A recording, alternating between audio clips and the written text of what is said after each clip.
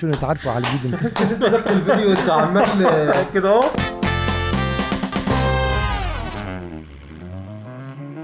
مرحبا بكم في سلطة اون بلانت، حلقة جديدة من برنامجكم باك جايز مع دادي والشاقي. بالثوب الجديد. نعم يا سيدي زميلي انه السيزون خلي الجديد. بالك، انا عايز اقول لك ان تحس ان احنا مش اجانب، بس تحس ان البرنامج ده فخم والله. إليجون. تحس ان احنا في حاجة كده مختلفة عن اي كونتنت انت ممكن تكون بتشوفه في اي حتة في الدنيا. مش هنحسد نفسنا، صح ولا مش هنحسد نفسنا انا ببالغ ولا هننفخ نفسنا، أنا بس ببالغ. ده واقع. انا غلطان. لا لازم لو كده صارحني صدقني ده واقع بجد، والله واقع، مش عايز مبررات. لا واقع حبيبي يا باشا. في حد عنده تقسيمه زينا؟ في حد عنده سيمتريه زينا؟ بس. في حد عنده راحه في العينين زينا؟ ده حقيقي. محدش والله. محدش. في حد عنده سلطعون زينا؟ محدش. اللي عنده سلطعون زينا نقول له ايه؟ يا عمنا يا عمنا ده ده اللي حقيقي. موجود ده ده. حقيقي. زميلي قول لي يا باشا. انت طبعا ما بتطولش في الحلقات هذه، ده حقيقي. فقول لنا معانا ايه النهارده؟ معانا يا باشا فيديو اسمه اسرار سيدي بوسعيد، وده اللي اكتشفناه. اسرار سيدي بوسعيد. ده معناه ان احنا اكتشفنا ان في اسرار لسيدي بوسعيد. ايه هي بقى؟ ده اللي هنعرفه مع بعض. يعني لو انت ما كنتش تعرف ان سيدي بوسعيد ليها اسرار، فاحب اقول لك ان ليها اسرار. عايز تعرف بقى ايه الاسرار دي؟ تعال نتفرج مع بعض. والبرنامج ده من على قناه 66 كيف. تحب تقرا التايتل بالفرنسي؟ دي احب اسيبها لك. عندك يا باشا لو سكريتي ايه دو سيدي بوسعيد. ايوه لا ليجند. ايوه دو ايوه او 10 عديها 400 او 1 2 3 كادغي كادغي 100. لا كادغي 6 لا دي كادغي 6 دي انت كده 14. كادغي 100 كادغي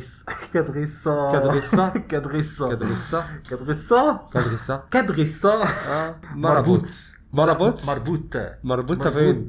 مربوط وسط هنا. قشطة. انا ماشي نخش بقى. يعني 400 مربوط دي احنا ما نعرفش. قبل ما ندخل في تفاصيلنا، بتمنى منكم تعملوا سبسكرايب، لايك، تفعيل الجرس على الانستجرام والفيسبوك. ما تنسوش قناه دادي اند شاجي بينزل عليها الرياكشن، هتلاقوا اللينك بتاعها في الديسكربشن. ونطلب من الاخ دادي انه يدخلنا في التفاصيل. يلا بينا. والان ايها الساده الجماهير، فلنفتح حقيبه الذكريات والاسرار مع سيدي بوسعيد. اللهم صل على النبي، اللهم صل على النبي، اللهم صل على خاطر ساعات ما حشتكش بالشبعات برشا بشوف حاجات جدد. المرة هذه صرحت اما تفتح الفيديو كده وللوهله الاولى كده اول مشهدين تمام، تحس ان الهواء ضارب في وشك وتحس انك مستمتع. في ايه في الدنيا احسن من انك تشوف الالوان دي؟ مفيش. ازرق ابيض روقان، اخضر واخضر والروقان. الروقان ده اللي هو يعني ايه؟ الدنيا مش زحمه، ده حقيقي، مش عامره بالزاف كده يعني. الله اكبر الله اكبر. على خاطر ساعات ما حشتكش بالشبعات برشا بشوف حاجات جدد. المرة هذه صرحتنا جوست هوني في سيدي بوسعيد. نتصور كلكم تعرفوها. تحبوا تحوسوا في زناقها البيض والزرق، تترشفوا كويس تاي في سيدي شبعان، تفطروا في دار زروق، وتتفرجوا في الجبل والبحر، وتذوقوا أبن بمبلوني في البلاد.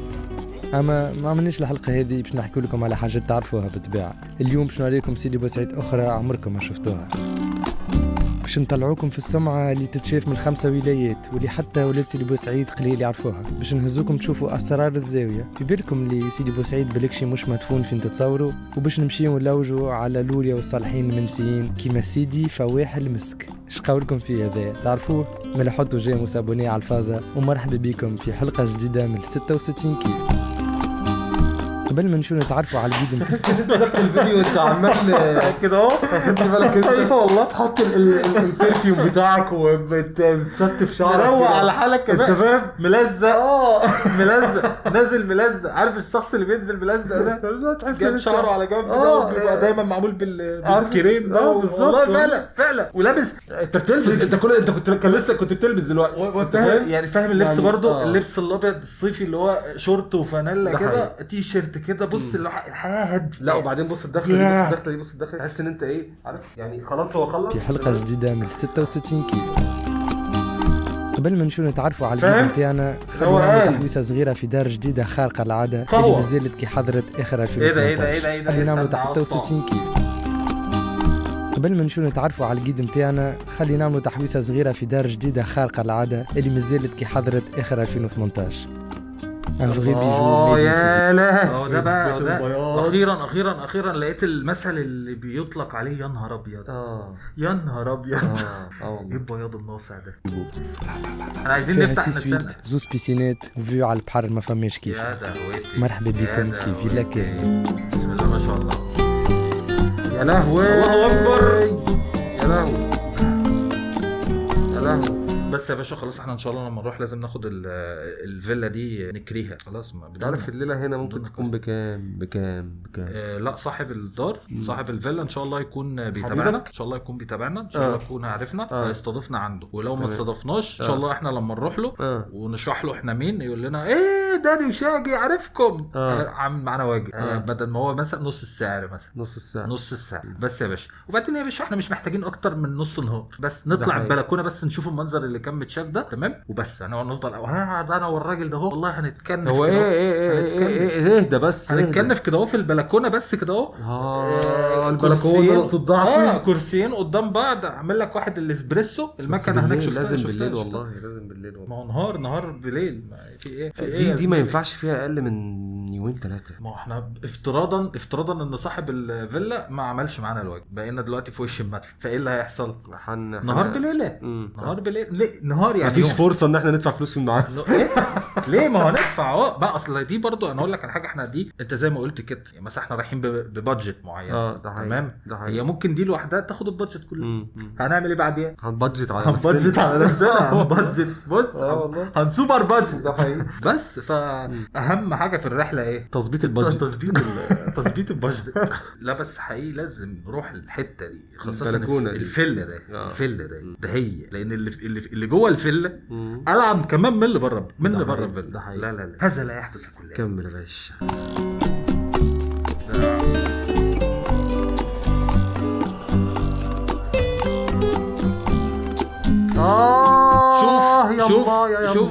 شوف انا شايف ان صاحب 66 كيك.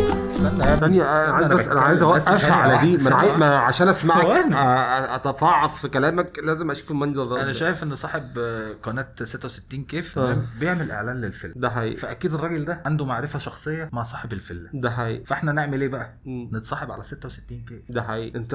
انت فنان بس مشكلتك في حاجة واحدة. ايه؟ بتقول خطتك كلها على الملأ عشان هو هيعرف وهو هيرحب. بس انا عارف بص التوانسة مرحبين حلو تمام حلو. هيروح جاي انا صاحب الفيلم انا 66 انا 66 اي خدمه.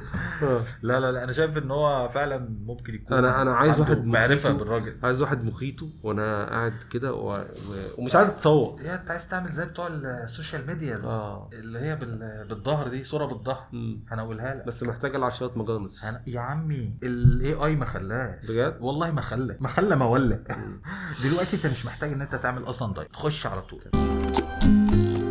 يابا تقول كلوديا كاردينال في سيف حلق الويد. كلاوديا تحيا كلوديا.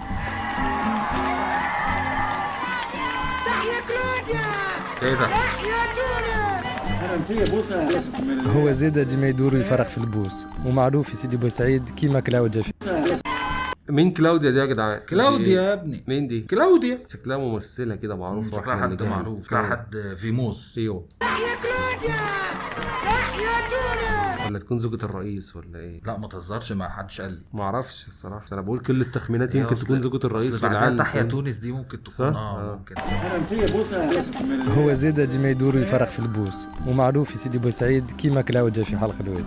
وقت اللي جدود بناو الدار هذه 180 سنه التالي سيدي بوسعيد هو جاب سيرة كلاوديا دلوقتي. هو زيد ديما يدور يفرق في البوس ومعروف في سيدي بوسعيد كيما كلاوديا في حلق الويد. وقت اللي جدود بناو الدار هذه 180 سنه التالي هو معروف في سيدي بوسعيد كيما كلاوديا معروفة في حتة تانية. فين بقى؟ في درب الواد باين؟ معروف في سيدي بوسعيد كيما كلاوديا في حلق الواد. حلق الواد كيما كلاوديا في حلق الواد. في حلق الواد معروفة في حلق الواد. وقت اللي جدود بناو الدار هذه 180 سنه التالي سيدي بوسعيد مازالت كانت اسمها جبل المنارة. علي شريف مغروم برشا بسيدي بوسعيد، ناشط في الزاويه متاعها ومازال كيحل فيها قال غدار جديده اسمها اليسي. ورغم عمره صغير برك الله عليه يعرف كل شيء على سيدي بوسعيد. علي وي انت ولد سيدي بوسعيد ابا عن جد. تزنا نعمل دورة نشوف الحاجات ما يعرفهمش العباد اللي كل لك الاسرار نتاع سيدي بوسعيد. نمشيو يلا فين مشينا احنا علي تا سمع لو بوين لو بلو هو. فماش برشا عباد يعرفوها البقايا هذه ولا؟ ان فيت هو سي لو سول ميناري في تونس. تو بو لو فوار من 5-6 ولايات. بالحق تشوفوا ولاية تونس، تشوفوا من ولاية أريانا، تشوفوا من ولاية بن عروس، تشوفوا مش اسمها من نابل، من ولاية نابل، السمعة اللي بتشوفوها توا حتى أغلبية اللي يسكنوا في سيدي بوسعيد صومعة. عمرهم ما طلعوا لها. وكي تشوف الدروج صومعة صح؟ صومعة. صومعة هو بيقول صومعة. ايوه هو بيقول صومعة. اللي هزلها تفهم علاش. كانكم تخافوا من الخنقة ولا عندكم الفيرتيج فوقوا عليكم. بعد قليل العباد يطلعوا هون يا ماذا بيكم تسكتوا شويه على خاطر راهو الصوف ناخذوا بعد غدوه. تيس بلا لا قداش من ايتاج فما كنت انا في الافريقيا على صديق. قرابة 8 إيتاجات من غير أسانسير. واحنا طالعين برج القاهرة. باساج ضيقين عرضهم ساعات 54 سنتيمتر كهو. الحمد لله فما دي بوز فيو وتصور في شطر ثنية تراجعوا بهم النفس شوية.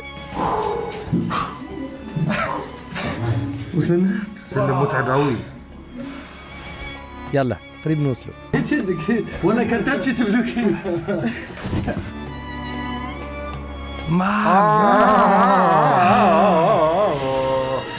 برجولية برجولية تستحق العذاب بتاع الدروج. تستحق العذاب بتاع الدروج. حسيت روحي جانا جونز بتاع سيدي بوسعيد ملا دروج. يا نهار ابيض يا نهار ابيض على المنظر. تخرج في الفيلم ما انا بحدد فما واحد كان يطلع كل يوم 5 مرات ليه؟ نفسه نفس العبد ولا قاسين ريحهم 5 اللي يحبوا يعاقبوه. هذيك البونته الاولى راس فتاس، البونته الثانيه هواريه، وهذيك زنبرة.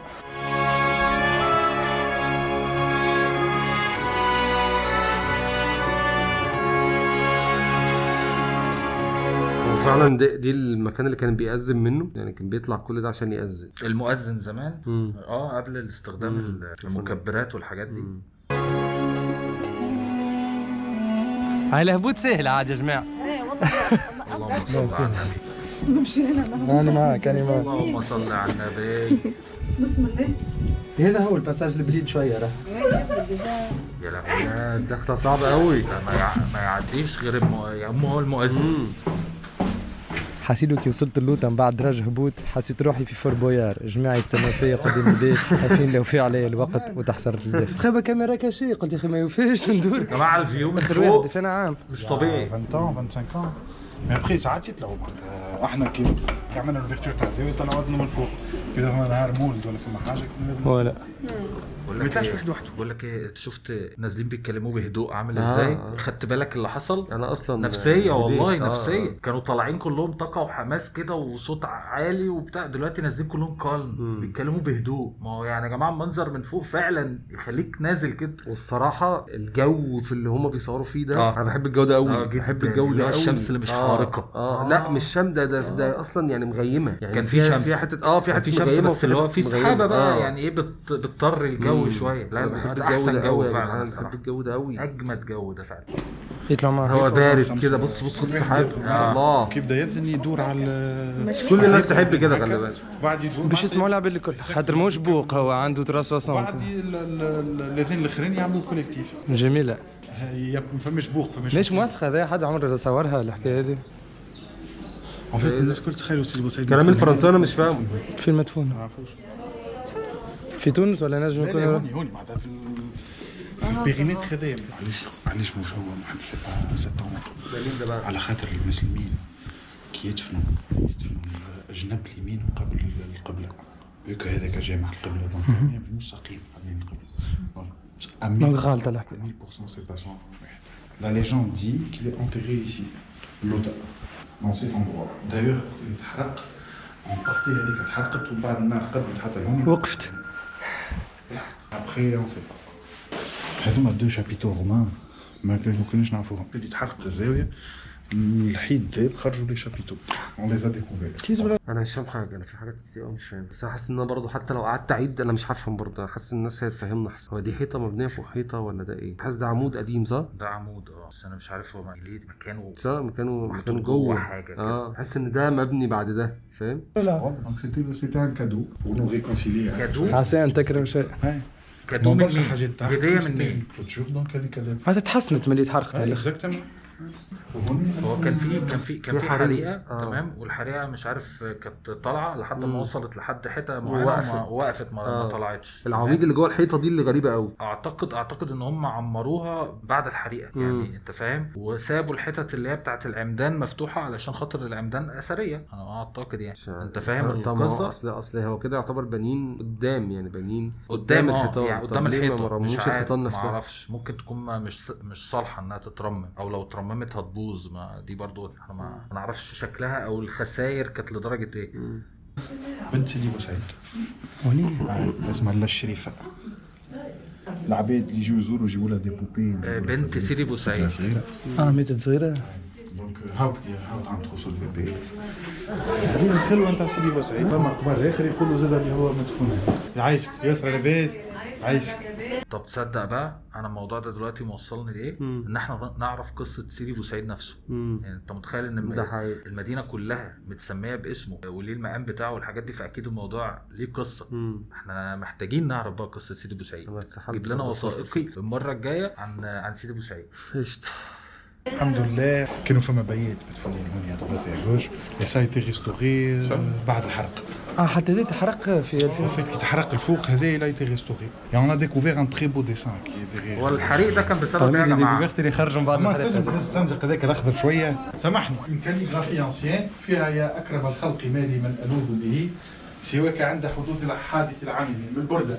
يافي اون ستركتور ان بوا كي لو كاشي اللي اسمه نحلوه. انا عاجبني الراجل ده الصراحه، انه يعني كم المعلومات دي عنده وبسم الله ما شاء الله بتطلع لوحدها. في ناس اللي عندها موضوع السياحه ده تحس ان هو بيلاقي نفسه بينسى اصلا يعني. ده حقيقي. يقعد يودي معلومات بكل بساطه وبيحب الحكي بقى وبيحب يسمع كمان. انا اتصدمت من مين اللي عندنا نفس الموضوع ده. مين؟ الممثل اللي هو دايما بيعمل دور شر ده. اتصدمت لما لقيته مرشد سياحي. الراجل اللي هو مش فاكر اسمه. اسمه مش معروف يعني في التمثيل، بس هو دايما بيطلع في ادوار شر وبتاع. انا مفكره عادي ممثل. أيوة. اتصدمت. وبيشرح حاجات السياحيه بطريقه. سيد رجب خلي بالك حكايه عموما، بس حكايه قصص مش حكايه تاريخ. الناس اللي بتحب السياحه والتاريخ يا جماعه بيبقى دماغ لوحدهم بصراحه. On a découvert ça. هذه زاد on a découvert بعد ما تحرقت. En fait c'était l'entrée principale de la زاويه. فوق القبب يافي 3 فريسك عملهم جلال بن عبد الله. عايزين نعرف الحريق ده بسبب ايه؟ وصنعهم حطهم فوق الخوت. بعد الثوره تكسروا قعدت واحده بس. عملتي طلعت له سمعه اليوم 85% pour ne pas dire plus من جماعه سيدي بوسعيد عمرها ما طلع. ياسر فرحتنا توا. عشت حاجه معناتها هذا ولد سيدي بوسعيد ما عاشوهاش. هذيك مونجيلا سولير. هذه مونجيلا سولير. وفات كان خيط هوني نورمالمون وخيط اخر هنا ودونك انت الشمس كي تضرب فيه تشوف الغفريه تاع اللمبه بالظل نتاع الخيط تعرف قداش الوقت. هكا الدات استنى 1258. ان فيت هي عوده كي كان يذن المغرب باش الناس تعرف وذن ولا ما ذنش، خاطر بعد المغرب فما 4 ساعات تقعد الدنيا ضاويه. واضح. دونك كي يذن المغرب يطلعوا درابو غاديكا ودرابو في السماء بالعوده الملحديده هذيك. باش كي تغزر انت مع تعرف اللي سي ولا ما ذنش، خاطر ما فماش بوق، ما فماش تلفزه، ما فماش راديو، ما فماش اوقات الصلاه ابليكاسيون. دونك هذيك كانت ابليكاسيون. كانوا بيعملوا ايه اللي بيطلع من البتاع دي؟ هم عاملين زي عمود كده بيجيب الظل تقريبا على الصومعه، على ما انا فهمت يعني. العمود اللي هم حاطينه ده بيضرب على الصومعه، فيعرفك ان لان المغرب لما بيأذن بيبقى لسه في بتاع ربع ساعه ضوء كده. انت فاهمني؟ فعشان الناس تعرف ان المغرب اذن اوريدي اذن، لان بيقول لك لا كان في تلفزه ولا كان في بوق ولا كان في اي حاجه ثانيه خالص. قال حاجه ثانيه. تغزر انت مع تعرف اللي درابو في السماء بالعوده الملحديده هذيك ضاويه. واضح. دونك كي يذن المغرب يطلعوا درابو غاديكا ودرابو في السماء بالعوده الملحديده هذيك. باش كي تغزر انت مع تعرف اللي سي ولا ما ذنش، خاطر ما فماش بوق، ما فماش يضربوا في الصومعه عشان كي تغزر انت تبقى عارف ان خلاص المغرب اوريدي اذن، حتى لو في ضوء شويه. تلفزه، ما فماش راديو، ما فماش اوقات الصلاه ابليكاسيون. دونك هذيك كانت ابليكاسيون. هذا ولي ثلاثه معناتها فما هوني اون انفينيتي. فما الدروج كرسي صلاح. لي مارش اللي هبطوا الدروج اللي هبط البرد اللي تقولوا 365 مارش. لا ليجوند دي كو كل درجه مدفون فيها ولي.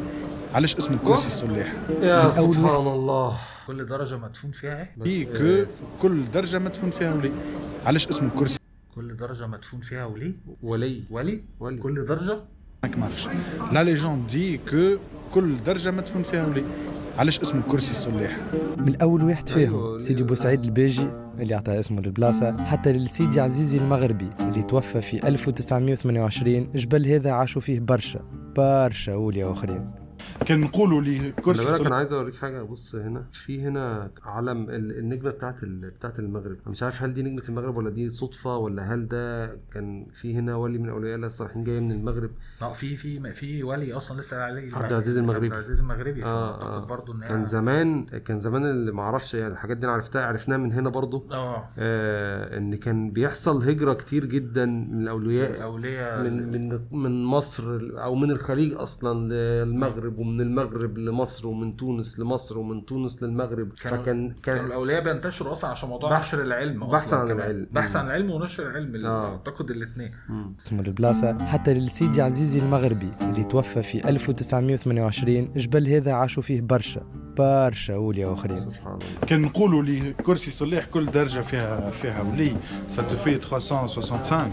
عندك بابخي مينيموم 40 éparpillés un peu partout. قداش بقاو مازالوا مذكرينهم العباد ابار سيدي بوسعيد سيدي شبعان؟ une vingtaine. مازال فما لي تراس تاعهم وين نجموا نشوفهم؟ هذه ولي. ولية صالحة هذه وليه؟ ولا بالحق جا مسكر هذا؟ لله زعفرانة. لله زعفرانة. انا اول مره اعرف ان سيدي بوسعيد فيها القصه دي. ده في فعلا تصدق الاسرار سيدي بوسعيد. انا اول مره اعرف ان سيدي بوسعيد فيها مدافن كتير ليها علاقه باولياء الله الصالحين في قصص يا زميلي. في قصص. اول مره اعرف القصه دي. شفت سيدي بوفارس وتيل فيه زوز وليا، في سيدي بوفارس وسيدي بوشعلة مازالوا موجودين في وسط لوتيل. تصدق انا مفكر مكان يعني انا مفكر مكان زي قايم منتجع سياحي بحت. ده حقيقي. مع يعني مفيش خالص فكره ان هو لدى ليله وقصه واحداث والناس عاشت وناس اندفنت هنا ومعمول الموضوع ده ليهم. فكرني في شارع المعز والحاجات اللي في القاهره اللي هي اصلا مدافن، مقامات، جوامع، مساجد. انت فاهم يعني مكان هو اصلا ده حقيقي جواه كميه قصص مهوله. وتاريخ. يعني الناس اللي احنا بنشوف المدافن بتاعتهم دلوقتي الله يرحمهم، يعني الناس دي كانت عايشه وكان لها قصص وليها حكايات وليها حكايات، عمل افلام ومسلسلات. يعني في دسامه في التاريخ. وشوف الناس كانت متاثره بيهم قد ايه، لحم ودم، لدرجه ان يعني يكرموهم يعملوا لهم كل الحاجات دي. لا احنا عايزين وثائقي عن سيدي بوسعيد.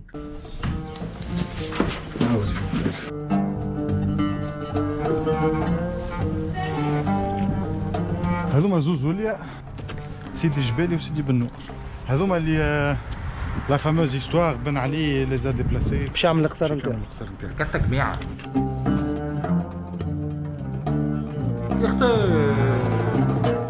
هذا الفار القديم تاع سيدي بوسعيد. ده ايه ده؟ هايل. وهل هذا الايه؟ هو قال كلمه مش انت.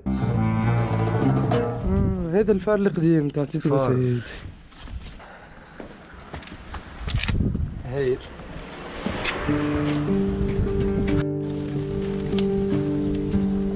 هذايا وفون شما؟ سما سيدي بوترعه وسيدي الدوليبي. معلش يا جماعه اعذرونا للجهل. يعني ايه فار؟ مش عارف.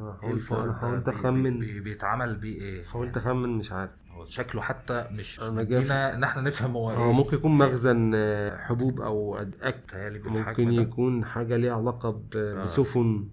فنار. ممكن يبقى فنار. ما اعرفش. ممكن. تصدق الفتحات دي مثلا يكون فنار. انا ما اعرفش. انا حسيت ان هو من الشكل والمكان ممكن مثلا هو اصلا يعتبر في اعلى مكان. احنا جد زياده عن اللزوم. يعتبر في اعلى مكان. انا حاسس ان احنا اتسحلنا مع جديه الاسرار. صراحه موضوع ممتع الصراحه. هايل. تالي فنار. الموقع بتاعه يدل ان هو فنار. هذايا وفون شما؟ سما سيدي بوترعه وسيدي الدوليبي. في وسط الجار. يا بوكو ميزان عنده داكور. باش تشوف القبه. هذيك زاويه اخرى. سيدي حسين. باه قد وصلنا حتى انا شاف انا سيدي حسين. هذي وليز هذا شو اسمه؟ اسمه سيدي. هو تقريبا كده 400 مقبره. 400 مدفن. بتصدق ممكن مردود. تصدق ممكن تبقى 400 يعني 400 ولي ولي مدفونين في سيدي بوسعيد. ده جمعوا الاولياء كلهم في سيدي بوسعيد. يا نهار ابيض يا جماعه. عشان كده هوا يرد الروح. ده كلها بركه. كلها بركه يا جماعه. المشي جوه المدينه لون الابيض مع السماء يا جماعه حكايه. كمل يا زميلي كمل. دي الغبريني، اما في سيدي بوسعيد يعيطوا له الغمريني. كيما اللي شفناهم برشا منهم اللي في الجار ولا توا. لا غاردي لا كولور. هذا يا سيدي عزيزي ولي اجد ولي اخر واحد كبار خلطوا عليه سامحوا كام ميت 29 سيدي فواح المسك. سيدي فواح المسك مدفون في القهوه العاليه. القهوه العاليه كي تدخل اون فيت تلقى ان انكادغمون بوا سكولتي مارون هذاك. مازال فما شكون يزوروا. فما شكون في سيدي بوسعيد يحبوا برشا وسورتو بيريود الزهر اللي يخرج الفلور دورانجي كل يوم يعملوا مشموم يحطوا له غاديك. عباره زاويه هذا اللي بقى. هذا ولي هذا اللي قاعد سولت خاص كي ريست دو سو سان اللي اسمه سيدي فواح المسك. هكا يجي يحطوا له سيدي فواح المسك تاع الياسمين والزهر. حتى على الانترنت مش سور نلقاه سيدي فواح المسك. مش متاكد سير ما مستحيل تلقاه. شايف القعده دي وفي تعويشتنا على لولو. فيت انتم تحبوا تفيوها. شكلي عاد شغل نتبعوا في 400 ولي صالح نجموا نفيوش مع الجاي خويا. دونك تري بيانتو. ميرسي علي. ميرسي عليه. قبل ما ننسى ميرسي سي عليه. توستين كيف مترشحه في الكونكور ترافل دور نتاع السنه كاتيجوري ميز اون فالور دو باتريمون تونيزيان.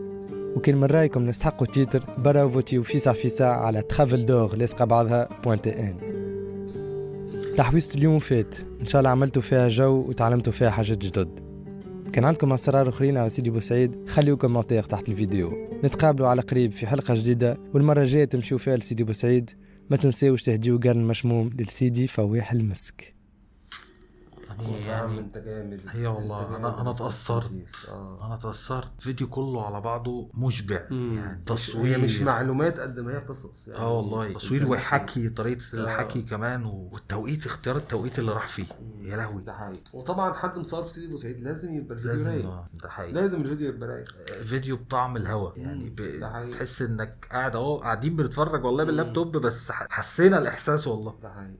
ولسه بتفاجئينا اياتها سيدي بوسعيد. اياتها سيدي بوسعيد لا زلت تفاجئينا. والله. لا بس ربنا يبارك لكم والله. المكان تحفه. فوعدنا يا رب. فوعدنا يا رب بقى نيجي بقى انه بقى ايه ان شاء الله كده. انت عارف انا سيدي بوسعيد عارفين شارع سيدي بوسعيد اللي هو هنا ده احنا نبقى هنا. انت عارف انا اكتر حاجه نفسي فيها ايه؟ قول. اكل بمبلوني من عند الراجل نفسي. اشهر بمبلوني فيكي يا لما كوكب. ببقى واقف عنده كده وباخدها من ايده تعرف ان انا كده سافرت. ابتسم لك الابتسامه الحلوه دي. انا سافرت تونس خلاص. ابتسم بقى ما ابتسمش انا خلاص بالنسبه لي انا خدت اللي انا عايزه. يبقى الدعوه دعوه ايه؟ بمبلوني. اله يا رب ناكل البمبلوني من عند الراجل اللي بيبتسم الابتسامه الحلوه دي. ده حقيقي. ماشي يا جماعه. قشطه يا جدعان. فيديو مغذي ده حقيقي. والصراحه احنا استمتعنا. هندور بس على وثائقي قصه سيدي بوسعيد لان واضح ان كان في قصص وفي حكاوي محتاجين ان احنا حرفيا نعرفها. ان شاء الله ممكن المره الجايه نعملها. قشطه. خلينا نقول ان دي كانت حلقه النهارده من برنامجكم باد جايز. كان معكم مستر دادي شاجي. سلام.